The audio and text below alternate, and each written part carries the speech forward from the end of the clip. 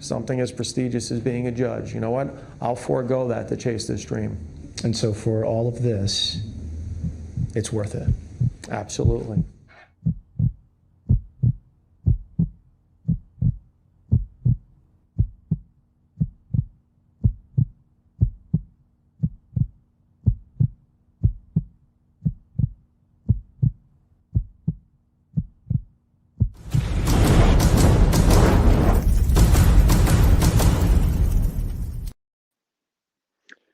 Hey everybody, Vince August here on another Judge Vinny live legal briefs on a Friday.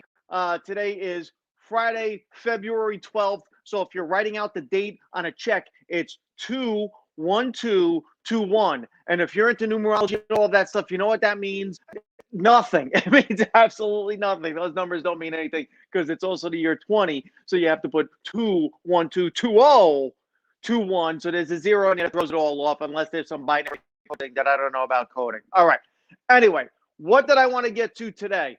Oh, my one pet peeve. It came through again, but with a twist this time. So if you know anything about me, the one thing you know that annoys me the most is false comparisons. I hate false comparisons. I hate when people compare things to other things to try to emphasize how big the thing is that they're trying to explain. And the reason I hate it is because the comparison always falls short. Always, always, always. The other reason I hate it is, look, if the thing that you're trying to explain or talk about is as profound as you're making it out to be, then just explain it that way. Use your words. Have we used all of the words or have we used all of the emotions where you can't emphasize or explain something just based on what it is? Now, the person that I'm talking about first is Gina Carano. Now, listen, I am a big Gina Carano fan. In fact, I would have been more than happy to get into an MMA ring and let her beat the crap of me just so she could put her hands on me. Big Gina Carano. Okay, crush, huge crush, Gina Carano. Now, what does Gina do this past week? She makes a comparison, and the comparison I hate the most. And I really mean this. I don't understand why people do this. when they compare things to Hitler and the Holocaust. Listen, I don't know what people need to do. I don't know if you need to watch Schindler's List. I don't know if you need to go to Auschwitz. I really don't know what it's going to take for people to realize nothing but the Holocaust is like the Holocaust. Okay? Nothing but Hitler is like Hitler. And hopefully, this will be the case forever. Hopefully, we will never have to look and say, oh my God, this is really like Hitler. And hopefully, that will never happen again. That's a great thing that this should never be a good comparison. So, what does Gina Carano do? She makes a statement how being a conservative today is kind of like the same feeling of being a Jew in Hitler's Germany. And it's a bad comparison. It's a terrible comparison. But she immediately takes the Instagram post down. Okay. So she has that moment of realization after people jump on her to say, yeah, you know what? Not a really good comparison. Takes it down. And what happens?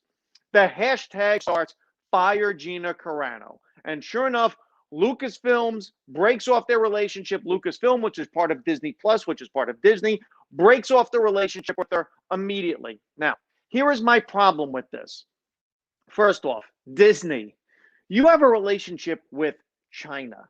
China right now has slaves. Okay? They are enslaving Muslims. They are instituting all kinds of horrific things against Muslim people in China. I'll tell you what, not that I want to conflate and not that I want to make comparisons, but if anything seems to be closer to what actually happened in Hitler's Germany, your relationship with China is a lot closer to it than what Gina Carano was saying. And that's a real thing. Hers was just, kind of a statement that she was making. Okay, so what is the point? Look, it's easy to attack someone. It's always easy to blast someone. Gina Carano made a mistake. Here's my issue with society and the cancel culture and the fire Gina Carano. When do we actually get a teachable moment? When is an apology ever going to be good enough where we look and say, okay, look, Gina, do you understand why this was a bad thing? And she says, you know what? Look, I made a mistake. And to the people out there of Jewish religion, Jewish heritage, bad comparison. You know what? I'm sorry. I shouldn't have done that. It was tone deaf in every way. It was a terrible comparison. I've learned. And you know what? Here's my apology. When is that going to be good enough?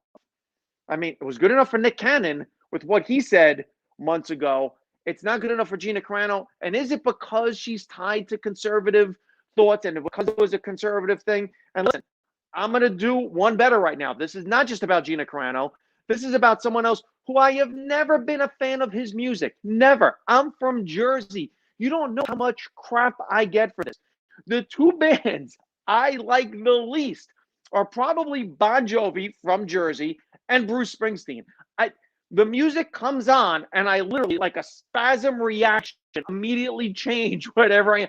I will walk out of a store that's playing Bon Jovi or Bruce Springsteen. Now, this doesn't mean that I don't like the people. John Bon Jovi's probably a sweetheart of a guy. Bruce Springsteen, from what I understand, is a nice guy. I know people don't like his politics. And listen, am I a fan of his politics? No, not really. I think he's a little too far to the left for me. I'm a very centrist, independent, libertarian kind of guy.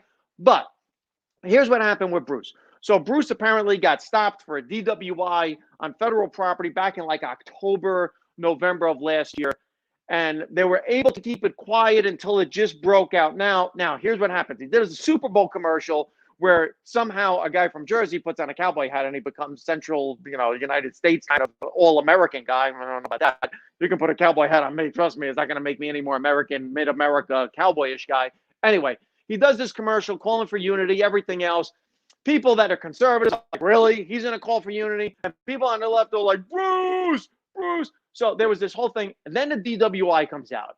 And then Jeep immediately pulls the ad. YouTube pulls it off of everything. And I'm like, all right, granted, he got a DWI and he's doing a car commercial. You don't really want a guy who just is going to lose his license doing a car commercial. But at the same time, it's a DWI. He made a mistake, okay? Are we now living in a society that is one mistake only and that there's no apologies that are good enough? There's no, this person is a human being, they made a mistake. You know what? It's a learning, teachable moment because all of this goes to one thing. If this is the lesson we're sending to our kids, you get one mistake in life and that's it. You get canceled. I have to be honest. I don't want to live in this country. I don't want to live in a country where you get one strike. And when do you get that one strike? 10 years old? 15 years old?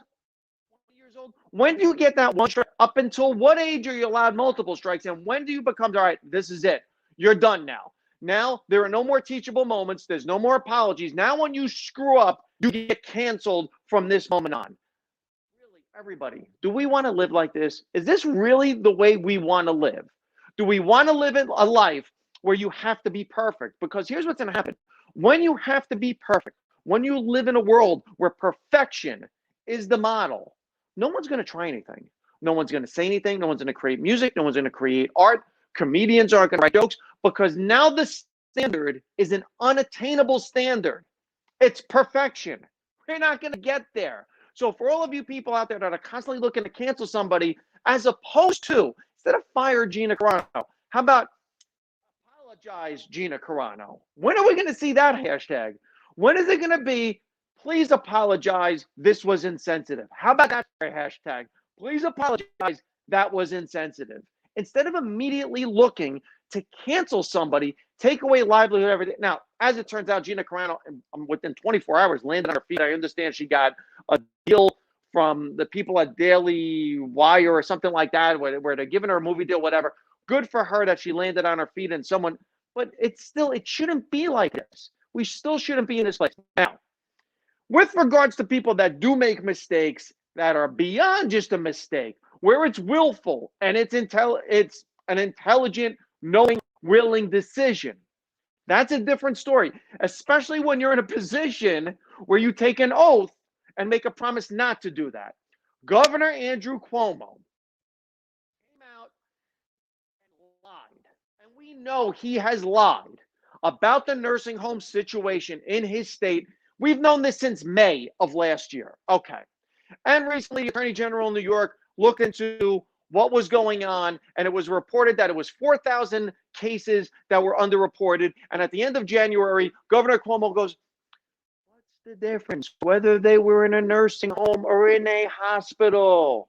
They're dead. What's the difference? Well, here's the difference, okay?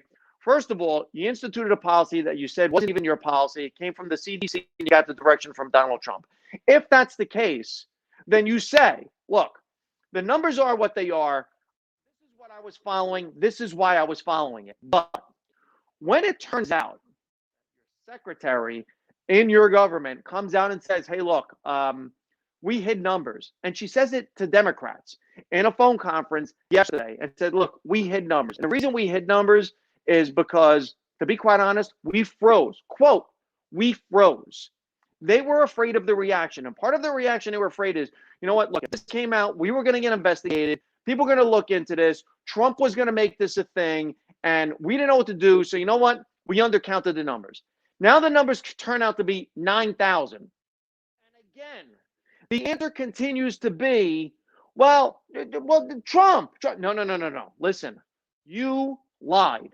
You undercounted the numbers. You took an oath during a health emergency. You specifically gave false information. You said that the policy was created by the CDC and Trump's federal government. And if that was the case, then why are you lying about the numbers? So you can't have it both ways. You can't say the reason we did what we did is because Trump told us to do that thing. Here are the numbers. Okay, that's fine. But when you say we did what we did because Trump told us to do that thing, and here are the numbers, and the numbers are not accurate, and you're lying about the numbers, no, you don't get to play this both ways. I'm sorry. And you know what? Today, even the Democrats in New York have called out Governor Cuomo. Dan Rather has said, look, we got to investigate this. So you know what? There's the Gina Carano screw up. There's the Bruce Springsteen mistake that people make in life. And then there's the actual, I broke the law and I lied to you as a public official who's in a position of trust with the people that elected me. That's a whole different thing. And listen, for all of you that want to say, but what about Trump? Hey, look, Trump is going through his impeachment. Okay, there's not whataboutism here. Okay, there is no look. Two things can be true at the same time. Trump could have done a terrible job with this, and Cuomo could have done a terrible job with it. Those two things can be true at the same time, and they are. So don't try to absolve one guy by saying that the other guy was wrong, okay? And Trump is going through his own thing right now in Washington with this impeachment. And I don't know if you've seen the impeachment trial. So Trump's defense team got off to, let's say, a slow start on Tuesday. The opening argument didn't go that well. In fact, you know what? My producer, Jess Miller's work. Jess, can we play how that opening argument started? Play that clip. Well, now, Here we go. This was Trump's defense team. ladies and gentlemen of the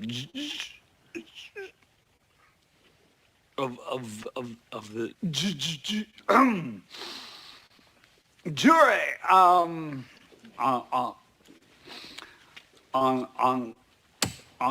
January 4th of this year. Yeah, got off to a slow start. And look, this is not trying to bash the right. You guys know I bash both sides, but let's be honest. That's the way it started. And then the argument, the opening statement continued, and I was just like, oh my God, this is getting bad. In fact, Jess, can you play how did it end? How did he wind up ending on that one? Let's hear. We intend to prove that the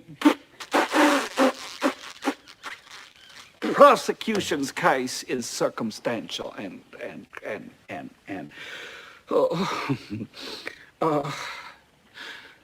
coincidental. Thank you.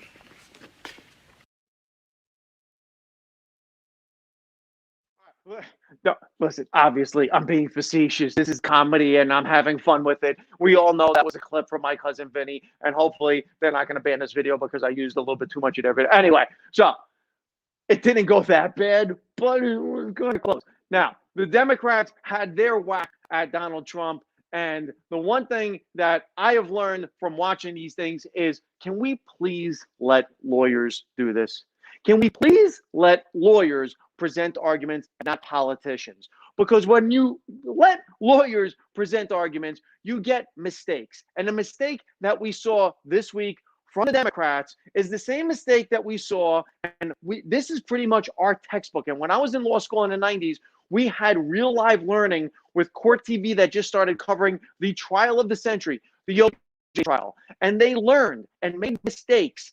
We learned that they made mistakes. And the one mistake that they made was that they showed the murder pictures and the murder scene the first day, and then the second day, and then the third day, and the fourth day, and the fifth day, and the sixth day. And what happened is, as you see those pictures and as you see that murder scene over and over again, you kind of start to become a little bit desensitized. Okay, I know. No, at first it was, oh my God, what am I looking at? Then it became, oh God, yeah. No, and then it became, yeah, no, it's bad. And then they're like, yeah, no, I know, it's so bad. And then it became, yeah, I know, yeah, I get it. It was bad. This is what the Democrats did for the last 2 days. It was continually play a speech that was 90 minutes long for 2 days. You can't play a 90-minute long speech for 2 days and then show the same thing for two. After a while, it's like, they should have saved a lot of the video for closing. See, that's when you show people running and you show the fear, you may want to wait until the end, as opposed to starting with it and then start with it again and continue to start with it and start it. Is that yeah, okay. Now, Trump teams, from what I understand, is doing better today. I'm not watching. Look, this is political theater, okay? What no one is really talking about is the police officers that died, the mistakes that were made with the Capitol Police, the mistakes that were made in guarding the Capitol building. Why is everyone's talking about what brought the people there? Well, what about what actually brought the people that died to that place? How about that? Because it wasn't just that the people got there. If all the measures were in place, well, maybe those people would still be here. And then there's all kinds of other things with regards to how those people died, who committed suicide after the fact. Look, I am not trying to absolve anybody. January 6th was horrible across the board. The impeachment trial, and what the Democrats are trying to do is make sure Donald Trump never runs for office again. This is the point of this. Donald Trump can never. I have another way. I have a surefire plan to make sure that Donald Trump will never be president again. never be president again. If the people in power right now do a really, really, really good job, you shouldn't be worried who runs for president in the next 4 years. See, if you nail this, if you kill it for the next 4 years, you're good. So that's the other way to make sure that Donald Trump is not a threat to our democracy ever again. So, look, these are my legal briefs for the week. We have a big weekend coming up. We have a holiday on Monday with Valentine's Day on Sunday night. So that means you guys can do some really fun Valentine stuff. You could do 50 Shades of COVID or whatever it is that you do with a mask on, with some fun. You know what else you could do? You could watch me. You can watch me do a show that Jess Miller, my producer, is producing, and we will have the link to that in the comments underneath. So everyone, it's like $5 per household.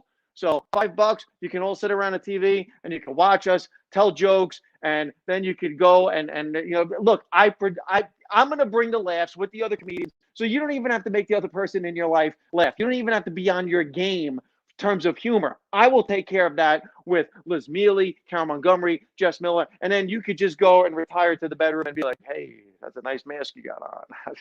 You mind if I slip that mask off you? Something like whatever COVID, you know, sex is nowadays. Anyway, that is this week's legal briefs. Thank you guys for joining me. Please make sure you like, share, and subscribe to my YouTube page. There's the thing on the bottom. Jess Miller behind the glass, doing a great job as always. Everyone have a great weekend. Thank you.